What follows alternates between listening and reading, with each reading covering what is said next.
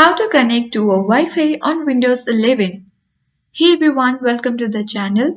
This is Rose from Create Login and Delete. Without further ado, let's dive right into the video. In order to connect to Wi-Fi on Windows 11, first click on Quick Settings menu at bottom right corner of this window.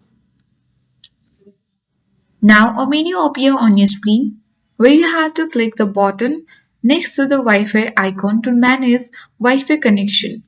Now simply need to select the Wi-Fi you want to join and then you have to click on connect button. Make sure you need to enter the password of that particular Wi-Fi and it will automatically be connected.